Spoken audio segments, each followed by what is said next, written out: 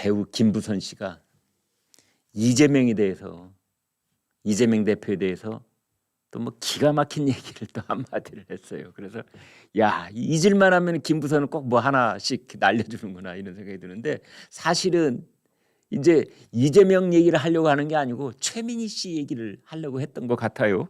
둘 사이는 왜 이렇게 안 좋은지, 아무튼 최민희 지금 더불어민주당 남양주 갑 예비 후보이거든요. 총선에 출마를 합니다. 그런데 김부선 씨가 페이스북에 이렇게 글을 올렸습니다. 최민희가 이재명을 미친 듯이 쉴드 치고 나를 또라이로 만들고 마녀 사냥할 때, 아, 저 여자 공천받고 싶어 저 따위 짓을 하는구나 예상을 했었습니다. 그런데 이제 저는 돗자리 깔아도 될 것 같아요. 신내림 받은 것 같아요. 이게 무슨 뜻이냐면요, 그때부터 김부선은 알아봤다는 거죠. 최민희가 저러는 것은 다 공천받으려고 그러는구나, 자기 그렇게 예상을 했는데 아니나 다를까 이번에 공천 받을 것 같다. 그래서 자기가 신내림 받은 것처럼 앞날을 정확하게 내다봤다, 이런 뜻입니다. 두 사람, 그러니까 이재명과 최민희의 아름다운 우정에 감동받아 후원금도 좀 냈습니다. 얼마? 18원. 왜 우리 누군가를 욕설하고 누군가를 비난하고 싶을 때 후원금 내는데 그 욕설 발음하고 똑같은 18원을 내잖아요. 그 김부선이 최민희한테 18원 냈다는 겁니다. 정치 후원금으로. 저 인성으로 국회의원 그리고 국민의 대표, 남양주 시민 여러분, 최민희는 절대로 안 됩니다. 라고 김부선 씨가 저격을 했습니다. 무고하고 힘없는 여성 인권을 짓밟은 잔인무도한 사람입니다. 속지 마세요.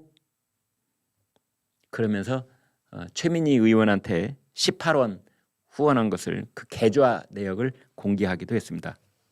그런데 그래서 최민희하고 악연이 있었던 모양이구나 이제 이렇게 알겠는데, 여기 그냥 끝나면 또 김부선이 아니죠. 이재명과 관련해서 지금까지 얘기하지 않았던 사실 하나를 또 얘기를 합니다. 이재명이 내 집에 와서, 저기 어디 저쪽에 그 아파트 하나 있죠? 옥수동인가요? 어디라고 그랬죠? 거기가? 거기에 아파트에 와서 술 마시고 대리기사를 부를 때 내가 돈 아깝게 왜 대리기사를 불러? 라고 묻자 이재명이 음주운전 2번 걸려서 3번 걸리면 삼진아웃이라고 했었다 라는 말을 해놓습니다. 아마 이런 말이 나올 때마다 이재명은 뼈 아플 겁니다. 너무나 이러한 말들이 구체적이고, 이렇게 말할 수 있다는 것은 이게 진실이겠구나 라는 생각이 들게 하잖아요. 그렇죠? 없는 사실을 이렇게 꾸며내서 얘기할 수가 있겠습니까, 여러분? 아무리 누구하고 지금 감정적으로 부딪히고 있다고 그래서 사람이 말이죠, 전혀 없던 일을 저런 식으로 왜 대리기사 불러? 돈 아깝게. 그랬더니 저쪽에서 하는 말이 나는 음주운전 이미 2번 걸려서 1번 더 걸리면 삼진아웃이야 라고 했다는 건데, 이런 말을 꾸며서 만들어낼 수 있겠어요? 우리나라 제1당 대표님이신데 진실이니까 얘기했을 것이다, 이런 겁니다. 그래서 김부선 씨가 최민희하고 이재명과 최민희, 두 사람이 말이야, 그 당신들이 그렇게 우정이 깊구만, 내가 정치 후원금 18원 내줄게, 그리고 최민희에 대해서 남양주 시민들 절대 속지 마세요 얘기한 다음에, 그 다음에 이제 이재명에 대해서 그동안 숨겨놨던 얘기를 딱 한 번 하는 겁니다.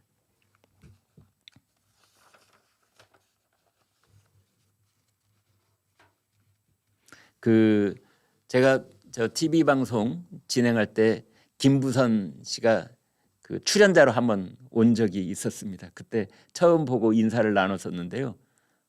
그 김부선 씨에 대한 저의 인상은 굉장히 뭐랄까 활달하다고 할까요?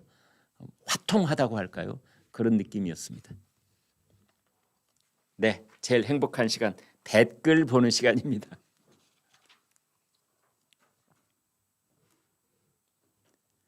윤석열, 한동훈의 길.